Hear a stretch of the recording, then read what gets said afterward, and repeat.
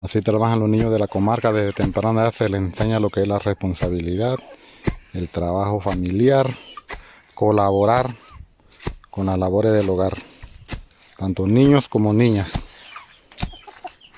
Luego de esto se hace un chichema o se hace bollo para la merienda. Aucores, atuaida guanguar en un rubdine de Peña Blanca. Atuaida.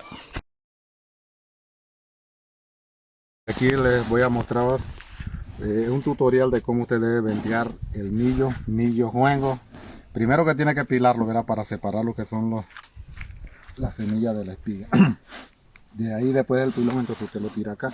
Pero como esto todavía tiene bastante, como se dice, espiga de esto y cascarita, entonces usted lo agarra en la batea y hace esto, ¿ves? Así es. Para que la brisa se vaya llevando lo que son las cascaritas que no tienen nada. Y solamente quede la semillita. Esto es el millo.